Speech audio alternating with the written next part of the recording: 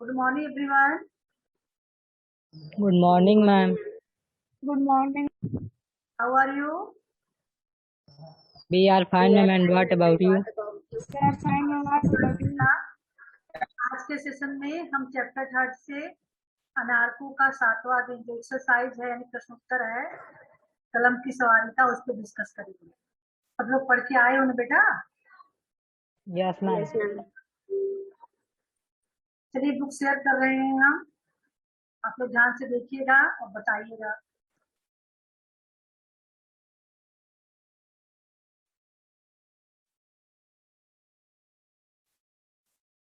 देखिए Yes, ma'am. बातों बातों वाला तो हो गया था उस दिन। Yes, ma'am. Yes, ma'am. Yes, ma'am. चलिए बेटा अब ध्यान दीजिएगा सभी लोग। कलम की सवारी प्रश्न नंबर 1, प्रधानमंत्री के आगमन की चर्चा। सभी लोग ध्यान रखिए, प्रधानमंत्री के आगमन की चर्चा चारों तरफ थी, क्यों? कहानी के आधार पर उत्तर लिखिए। तो कहानी पढ़े हो उसके आधार पर आप बताइए कि प्रधानमंत्री के आगमन की चर्चा क्यों थी, है ना? तो कहानी सभी लोगों ने पढ़ा है। अनुराग उपाध्याय आप बताएंगे।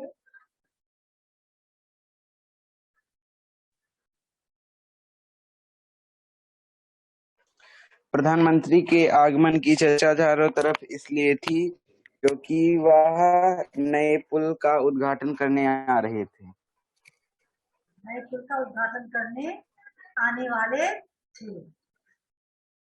चलिए बेटा सही है आपका आंसर। दूसरा, वीडियो ऑन रखिए, वीडियो बंद नहीं करना है किसी को।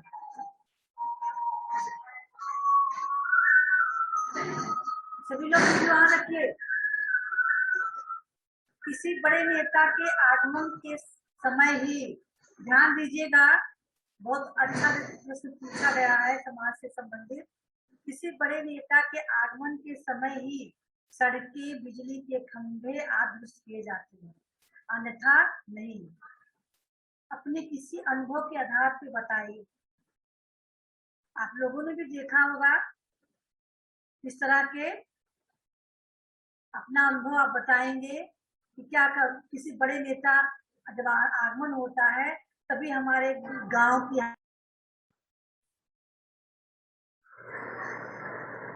बेटा नेटवर्क प्रॉब्लम हो गई थी इसलिए जो है। चलिए ध्यान दीजिएगा, आप बताइए अपने आधार पे। अभिषेक, अभिषेक आप अपने आधार Yes, ma'am. अनुभव के आधार पर बताइए। मैम, किसी बड़े नेता के आगमन के समय ही सड़कें, बिजली के खंभे आदि दुरुस्त किए जाते हैं, अन्यथा नहीं, क्योंकि उन्हें यह दिखाना रहता है कि यह क्षेत्र विकासशील है। यही चीज अगर नेता लोग आने से पहले ही दुरुस्त हो जाए तो चाहे जब जो आए कोई प्रॉब्लम ना हो, है कि नहीं? Yes, ma'am. कि प्रधान जो है अपने गांव की हर चीज को ध्यान दे, कहाँ क्या खराब है। ये नहीं कि हाँ जब डीएम साहब आ रहे हैं या फिर एसपी साहब आ रहे हैं तब वो ठीक कराए। ऐसे ही जो नगर पालिका है या फिर जो है नगर निगम के लोग हैं, जहाँ पे भी कोई चीज गड़बड़ हो रही है, बिजली के खंभे कभी कभी कहीं बिजली के खंभे बहुत दिन के पुराने खंभे हैं जहाँ लाइट फाल्ट हो रहा है, नहीं दुरुस्त कराया जाता है। तो लगता है कि कोई आने वाला होता है तब अपना तपनी मस्ती है, एक चीज सही कराओ वो चीज सही कराओ, है ना? ये व्यंग किया गया है इस चीज को। ये चीज जो है पहले ही होना चाहिए। इस कहानी में कटाक्ष करके इसे बताया गया कि प्रधानमंत्री आने वाले होते हैं तभी सब चीज दुरुस्त हो रही है। अगर न आए तो किसी को कोई ध्यान ही न रहे, जनता को क्या कष्ट हो रहा है, क्या क्या चीजों का अभाव है उनके पास, तो नेता लोग उस पर नहीं ध्यान देते। जब कोई आने वाला होता है तो जो विभाग के कर्मचारी हैं, है ना, अधिकारी लोग हैं, तब वो लोग दौड़ते हैं। चलिए अगला प्रश्न है, कहानी के आधार पर अनारकों का चित्रण अपने शब्दों में कहे। अब आपको अनारकों की चरित्र की विशेषता बता रहा है। चलिए बेटा सभी लोगों ने पढ़ा अनारकों का मुस्कान, आप बताएंगे बेटा आपको क्या क्या विशेषता देखने को मिली है, क्योंकि इसको नोटबुक में लिखना भी है। अगर आप हेडिंग के डाल के बता रही तो और भी अच्छी बात है, नहीं आप पॉइंट वाइज ही बता सकती हैं।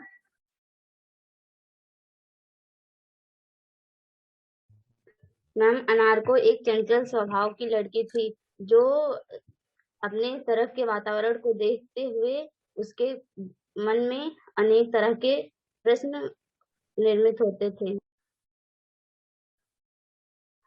उसके मन में हर चीज जानने की बहुत जिज्ञासा रहती थी, और जब तक वह उसके जो प्रश्न पूछे उसका उत्तर पा नहीं जाती थी तब तक उसकी जिज्ञासा बनी रहती थी। कुछ बच्चे होते हैं बहुत नहीं सोचते हैं, लेकिन वो हर चीज के बारे में बहुत ही बारीकी से सोचती है, प्रश्न करती है ना।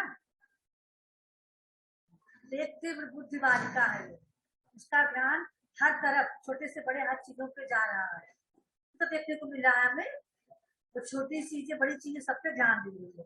नहीं बच्चे प्रधानमंत्री आए चाहे कोई मुख्यमंत्री आए, बच्चों को कोई लेना देना नहीं रहता है, अपने खेलने खाने कूदने मस्त रहते हैं बच्चे। लेकिन नहीं, उसको हर चीज की परवाह है। प्रधानमंत्री आ रहे हैं तो क्यों आ रहे हैं, तो इसलिए आ रहे हैं, पुल को किसने बनवाया, तो पुल का निर्माण कैसे हुआ, पत्थर कहाँ से आए, पैसे किसने दिए। देखिए कितना प्रश्न एक साथ पूछ रही है ना। ये सबको देखते हुए ये लगता है कि बहुत जिज्ञासु प्रवृत्ति बालिका है, हर चीज जानने की बहुत इसके अंदर जिज्ञासा है। तो थोड़ा बड़ा चढ़ा के लिखेंगे, ठीक है, क्योंकि आप छोटे बच्चे नहीं हो कि एक लाइन में उत्तर दे दो। हाँ चलिए क्वेश्चन नंबर 4 देखेंगे। पेड़ वाले आम। इस समय तो आम का सीजन चल रहा है, अभी तो बाद में आम है, आधा से ज्यादा झड़ गए हैं, लेकिन फिर भी अभी कुछ न कुछ तो आम होंगे बाद में। तो पेड़ वाले आम और बोर्ड के आम में फर्क होता है कि नहीं होता है। अभी हम ग्रीन बोर्ड पे या ब्लैक बोर्ड आम बनाए, और जो पेड़ पे आम लटका है, तो क्या हम सेम टू सेम वैसे आम बना पाएंगे? नहीं बना पाएंगे, है ना। तो फर्क होता है, ये तो सही है। तो किसने किससे और क्यों कहा, या शब्द किसने किससे और क्यों कहा। सभी लोगों ने किताबें पढ़ी है। अभिषेक शुक्ला आप बताएंगे।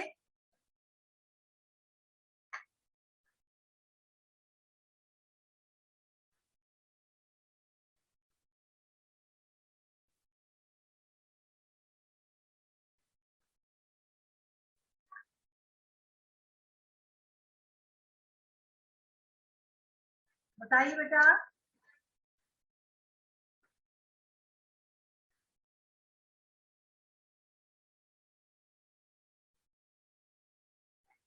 फूलपत्ती ने अनारको से कहा था। क्यों कहा था? मैम, क्योंकि वो ड्राइंग वाले पीरियड में पेड़ वाला आम ड्राइंग की बेल में, यानी आर्ट का बेल था, मास्टर साहब ने ब्लैक बोर्ड पे आम बनाया था। तो अनारकों में देखा था कि पेड़ वाले आम दूसरे जैसे लगते, लेकिन बोर्ड वाले आम में फर्क होता है। अब वह बोर्ड वाला आम बना नहीं पा रही थी, वो काफी पर जो है बोर्ड की लड़की आम बनाने लगी है ना, उसको समझ नहीं आ रहा कैसे बनाए। तब कुलपति ने मुझे समझाया कि दोनों आमों में फर्क होता है।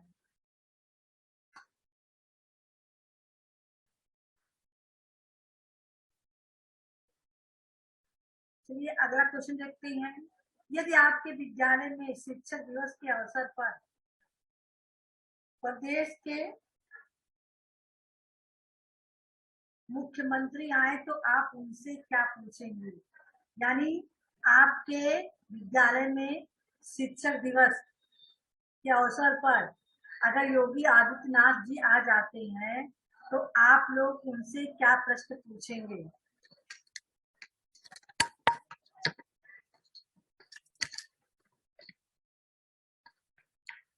बेटा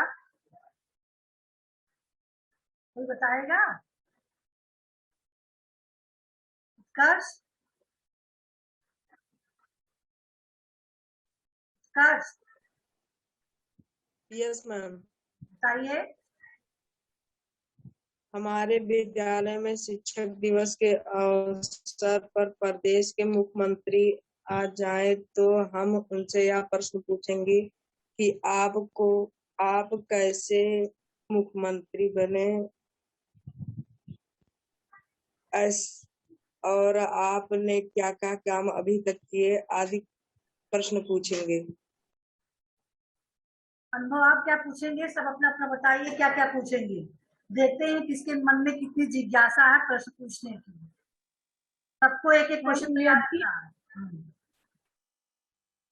मैम, यदि मेरे विद्यालय में शिक्षक दिवस पर प्रदेश के मुख्यमंत्री आए तो मैं उनसे यह सवाल पूछूंगा कि आप अपने आने वाले सालों में क्या क्या काम करेंगे और राम मंदिर कब तक बनके तैयार हो जाएगा। अच्छा, गौरव आप क्या पूछेंगे बेटा? गौरव। योगी पर आते हैं तो हम उनसे पूछेंगे कि इस कोरोना काल को कब खत्म किया जाएगा और कब तक रहेगा। बहुत अच्छा सवाल आपका। अनुराग आप क्या पूछेंगे?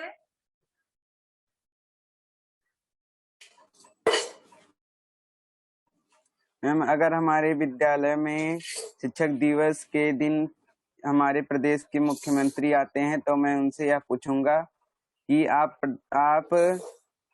मुख्यमंत्री कैसे बने और आपने अब तक क्या क्या काम किया है और क्या क्या करेंगे।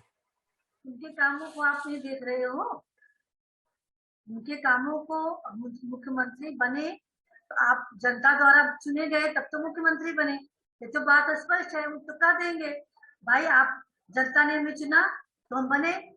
जो काम किया उसको आप देखे।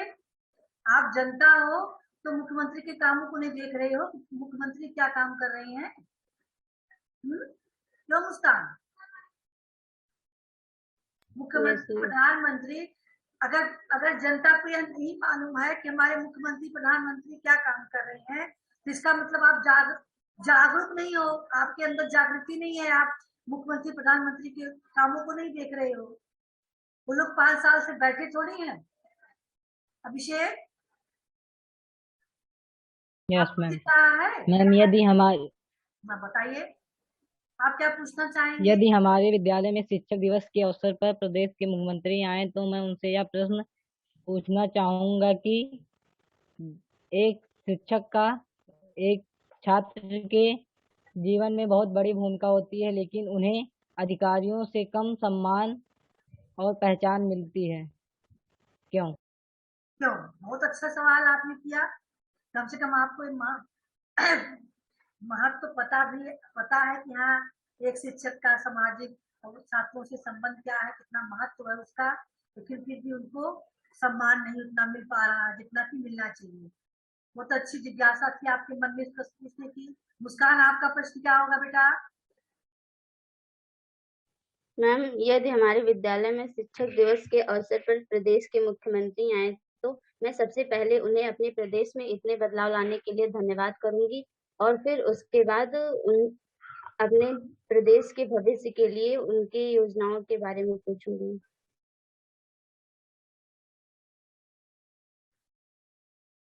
बहुत अच्छा। आकृति आप बताइए आप क्या पूछेंगे? मैम, यदि मुझे प्रधानमंत्री से मिलने का अवसर मिलेगा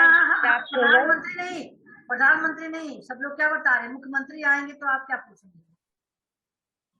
योगी आदित्यनाथ जी, हमने इसको क्लियर कर दिया है। योगी आदित्यनाथ जी आए तो आप क्या पूछेंगे उनसे? मैम पहले मैं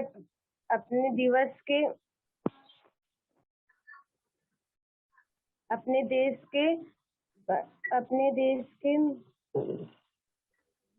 देश में बदलाव लाने के लिए धन्यवाद करूंगी। फिर उसके बाद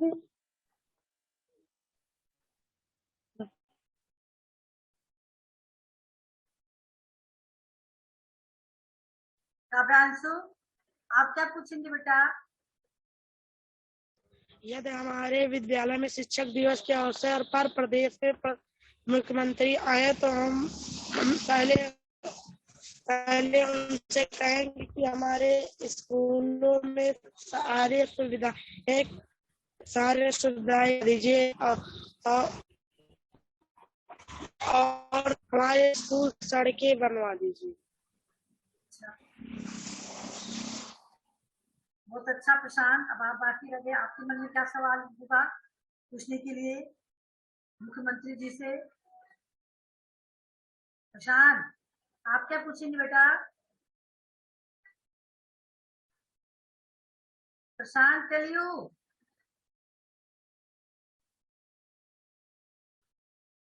हमें लग रहा है नेटवर्क नहीं प्रशांत के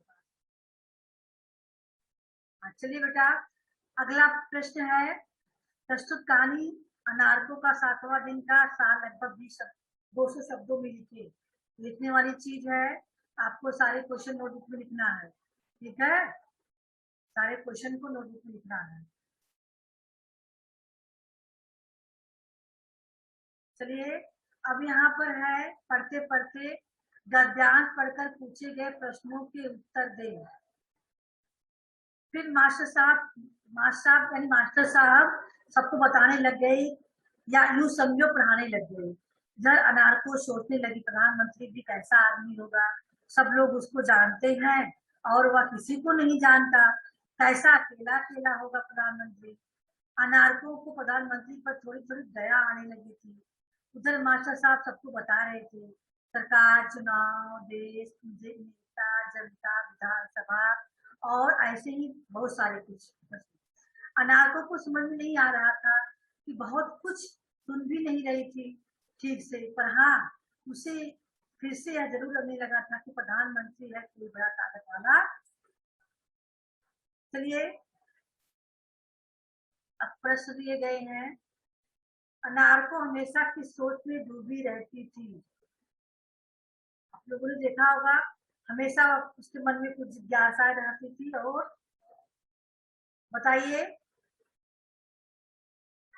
गौरव, अनारको हमेशा किस सोच में डूबी रहती थी?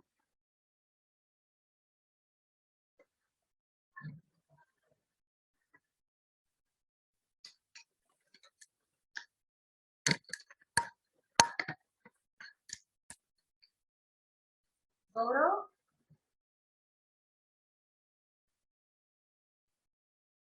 रत्नेश, वीडियो बंद करके मत बैठिए बेटा।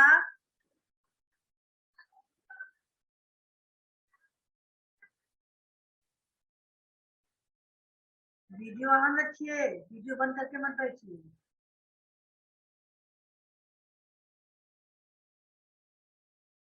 अनुराग, आप बताइए बेटा, अनारको किस सोच में डूबी रहती थी?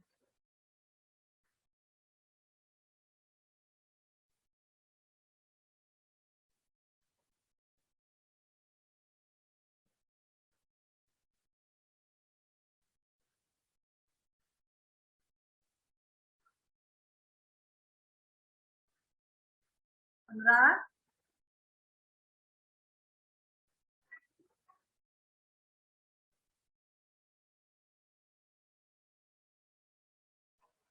अभिषेक यादव, आप बताइए। मैम, अनारको हमेशा अपने प्रश्नों के उत्तर जानने की सोच में डूबी रहती थी। अनारकों के मन में हमेशा कुछ न कुछ जानने की जिज्ञासा रहती थी और उस जिज्ञासा को शांत करने के लिए वह उत्तर पाना चाहती थी, इसलिए वह हमेशा सोच में डूबी रहती थी। चलिए, नंबर खा, प्रधानमंत्री की हालत पर अनारकों को दया क्यों आने लगी थी? मुस्कान। मैम, प्रधानमंत्री की हालत पर अनारकों को दया इसलिए आने लगी थी क्योंकि उसे लगता था कि सभी लोग प्रधानमंत्री को जानते हैं, लेकिन वह किसी को नहीं जानता और हमेशा अकेला अकेला रहता होगा। उसको लग रहा था कि हम लोग प्रधानमंत्री को जान रहे, प्रधानमंत्री हम लोगों को नहीं जान रहा है, इसका मतलब प्रधानमंत्री अकेले रहता है, कोई उसके पास नहीं रहता है, इसलिए उसको उन पर दया आ रही थी, बेचारा अकेला रहता है। चलिए, अगला प्रश्न देखिए, अनारकों को ऐसा क्यों लगा कि प्रधानमंत्री कोई बड़ा ताकतवर वाला व्यक्ति होगा? अनुभव? मैम, अनारकों को ऐसा लगा कि प्रधानमंत्री कोई बड़ा ताकतवर व्यक्ति है, क्योंकि उसके आने पर सब लोग सड़कों की सफाई कर रहे थे, हर जगह रंग रंगाई हो रही थी और हर कोई उसी की चर्चा में डूबा रहता था। यानी सब जगह व्यवस्थाएं जो है ठीक चुस्त दुरुस्त हो रही थी, सब जगह उनकी चर्चा हो रही थी, हर जगह जो भी कमियां थी उस कमियों को दूर करने के अधिकारी लोग प्रयास कर रहे थे। इन सबको देखकर नागरिकों को लगा कि प्रधानमंत्री की बड़ा ताकत वाला व्यक्ति होगा। प्रस्तुत अंश किस पाठ से लिया गया है? आदर्श?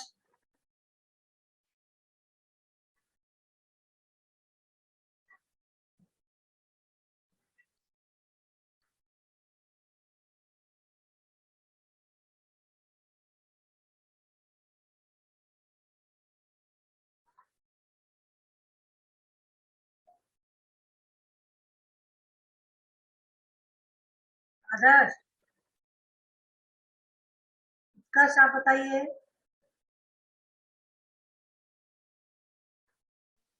प्रस्तुत अंश पाठ 3 अनारकों के सातों दिन के पाठ से लिया गया है। अनारकों का 7वां दिन, सही बेटा। अब आगे आते हैं बातें भाषा की।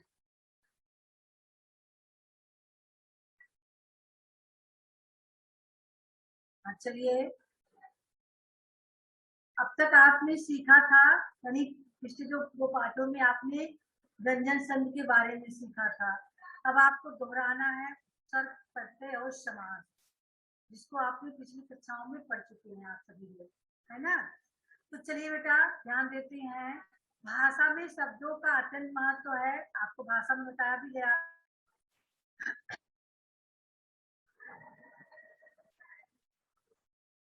नेटवर्क प्रॉब्लम आज बहुत हो रही है, बार बार नेटवर्क कट जा रहा है।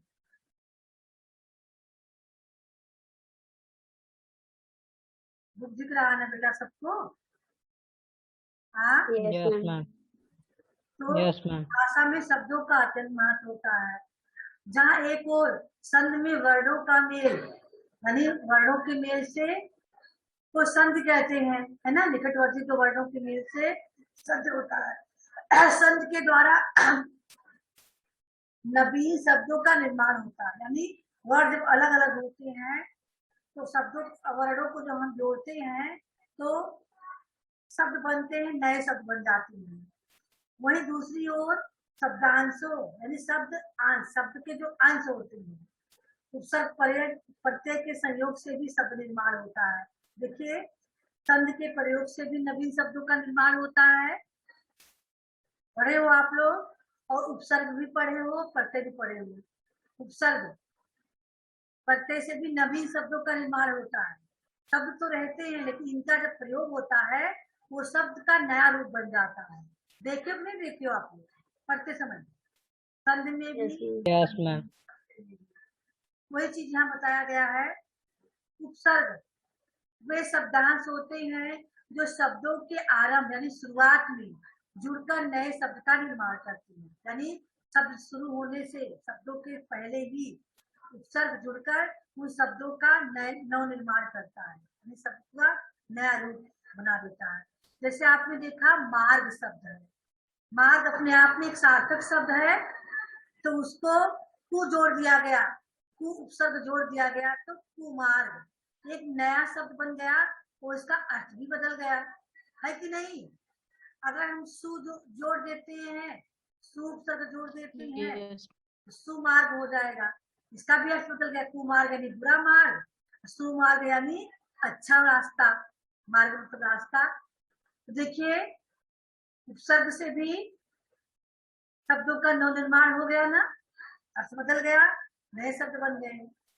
इसी तरह प्रत्यय भी होते हैं, वे शब्द होते हैं जो किसी शब्द के अंत में जुड़कर नए शब्द का निर्माण करते हैं। जैसे पढ़ना शब्द है अपने आप में, एक शब्द है पढ़ना, जो पढ़ाई कर रहा है पढ़ने वाला, वाला जोड़ दिए, पढ़ने वाला, पढ़ाई से संबंध, छूट का संबंध, जो उसको पढ़ने बैठा उसके बारे में कर दिया पढ़ने वाला। लिखना शब्द है, इसके अंत में वाला जोड़ दिया तो लिखने वाला। गुण शब्द है, वती जोड़ दिया गया गुणवती, वाहन जोड़ दिया गया तो गुणवान बन गया, है ना। ऐसे ही बहुत सारे शब्द हैं। दुकान शब्द है, दार जोड़ दिया गया दुकानदार। पान शब्द है, वाला जोड़ दिया गया तो पान वाला। तो उसका अर्थ बदल गया कि नहीं बदल गया? हाँ, यस मैम। ना, उपसर्ग को जोड़े चाहे प्रत्यय को जोड़े तो शब्द का नवीन शब्द का निर्माण हो गया। वैसे ही अब समास में देखिए क्या है, सम मतलब पास, आस में रखना, अपने पास रखना। देखिए जब दो या दो से अधिक शब्दांशों के मेल से एक नवीन शब्द बनाया जाता है तो उस प्रक्रिया को समास कहते हैं।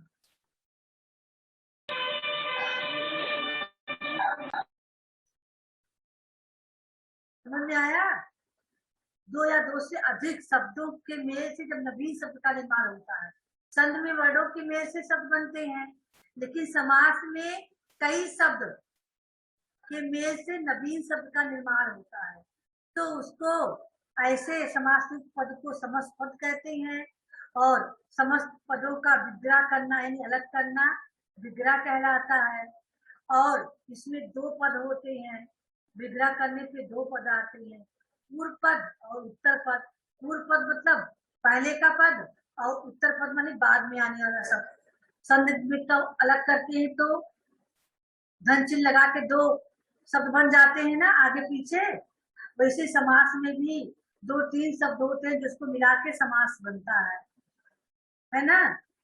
ध्यान देना है कि संधि में भी मेल होता है, समास में भी मेल, दोनों में हो रहा है। लेकिन अंतर क्या है, संधि में वर्णों का मेल होता है और समास में शब्दों का। आई समझ में? संधि की परिभाषा क्या होती है, निकटवर्ती दो वर्णों के मेल से जो विकार उत्पन्न होता है उससे संधि कहते हैं। और समास की परिभाषा क्या है कि दो या दो से अधिक शब्दों का मिलकर नए शब्द का निर्माण करना समास कहलाता है। दोनों में अंतर है ना, मेल दोनों में हो रहा है। संधि में यस मैम। मेल हो रहा है और समास में शब्दों का मेल हो रहा है। संधि को तोड़ना संधि विच्छेद कहता है, और समास को तोड़ना समास विग्रह कहलाता है ना। अब चलिए यहाँ पे समास के कुछ भेद बताए गए हैं, आप लोगों ने पढ़ा भी है, दोहराना है। समास के निम्नांकित भेद हैं। पहला इसमें अव्ययी भाव बताया गया है। तो अव्ययी भाव समास की पहचान आप लोग कैसे करेंगे बेटा, हमने कई बार पढ़ाते इसमें बताया है। अव्यय क्या है, अव्यय भाव समास की पहचान आप कैसे करेंगे, कौन बता सकता है? हैंड शो कीजिए, मुझे से पूछेंगे।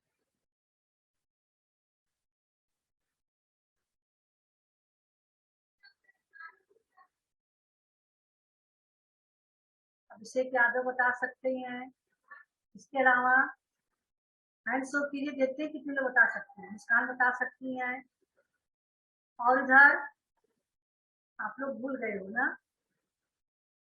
विद्याभ्यासेन वर्धते, इस शब्द को ध्यान रखिए। अभ्यास नहीं करोगे तो विद्या बढ़ेगी नहीं, घटना शुरू हो जाएगा। आकृति भी जानती है? वाह, चले आकृति आप बताइए बेटा, अव्यय शब्द क्या होता है? दो या अधिक शब्दों के मेल से त्रि शब्द बनते हैं, बनते की क्रिया को समास कहते हैं। हम पूछ क्या रहे हैं, बता क्या रही हो? हमने पूछा है कि कैसे आप जान लो कि अव्ययी भाव समास है, अव्यय शब्द है क्या। बार बार हमने इसको पढ़ाया है आपको, है ना, नहीं याद है। चलिए बेटा, अब अभिषेक यादव डिटेल करके आप बता दीजिए, यस मैम। ये लोग भूलने वाले नहीं। मैम अव्यय शब्द अविकारी शब्द होते हैं। अधिकारी होते हैं। अब इन लोगों के मन में सवाल यस मैम। पूछा नारकों की तरह, अधिकारी क्या होता है, पूछ सकता है सवाल ना। ये मैम जो अधिकारी लिंग शब्द, वचन कारक की आधार पर अपना रूप नहीं बदलते। अधिकारी शब्द वो होते हैं जो लिंग वचन और कारक के आधार पे अपना रूप नहीं बदलते, अर्थात अधिकारी शब्द वे होते हैं जो लिंग वचन और कारक के आधार पे बदलते नहीं। अब सवाल उठा है, अधिकारी शब्द कौन कौन से हैं, जिसे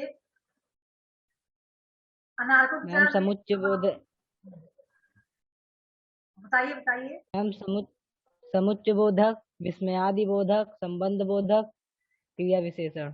हाँ, क्रिया विशेषण जो आपने शब्द के भेद में पढ़ा है, 8 भेद हैं। तो प्रथम जो 4 भेद हैं, संज्ञा, सर्वनाम, विशेषण और क्रिया, ये विकारी शब्द हैं। इसको आप ध्यान से फिर बता देंगे, ध्यान दीजिएगा।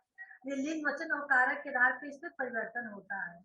इसके बाद जो 4 शब्द बचे हैं, क्रिया विशेषण, संबंध बोधक, समुच्चय बोधक और विस्मयादि बोधक, ये 4 हैं जो अभिकारी शब्द हैं। इसमें लिंग वचन और कारक के आधार पे कोई परिवर्तन नहीं होता है।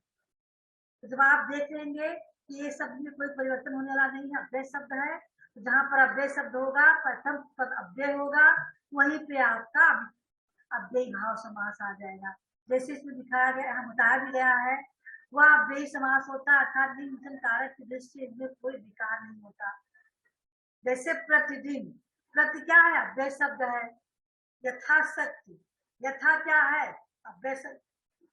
चाहे आप जिस लिंग में रखोगे, वचन में रखोगे, कारक में रखोगे, ये यथा ही रहेगा, यथा यथा ही नहीं होगा, है ना। पढ़ना है तो पढ़ाई हो गया, है ना, लेकिन यथा शब्द में कोई परिवर्तन नहीं होने वाला है।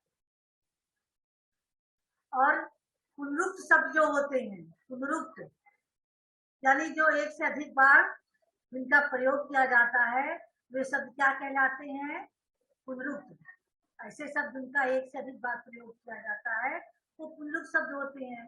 तो पुनरुक्त होने वाले भी अव्ययी माने जाते हैं। इसे धीरे धीरे अव्यय शब्द है, पुनरुक्त भी है। ये तेज तेज, जल्दी जल्दी, ये पुनरुक्त शब्द है। पुनरुक्त इसलिए कहा गया कि तेज तेज 2 बार आया, लेकिन वह तेज चलता है, तो यहाँ पे तेज जो है अव्यय भाव में आया, क्योंकि ये किसी भी लिंग वचन और कारक में बदलने वाला। वह तेज चलती है, अगर स्त्रीलिंग में प्रयोग करेंगे तब भी वह रहेगा, और पुल्लिंग में प्रयोग करेंगे तब भी वह तेज रहेगा। ठीक है, तो ध्यान दीजिएगा बेटा। एक काम करते हैं, अब हम इस समाज को अगले सेशन में पढ़ाएंगे, ठीक है, और बताएंगे। क्योंकि जब हम पढ़ाएंगे तो बहुत सारे जिज्ञासा मेरे मन में जागृत होगी आपसे पूछने की, क्योंकि बहुत सारे शब्द हैं जो आपको हमने पढ़ाया है, तो हम जानना चाहेंगे कि आपको पता है कि नहीं, है ना।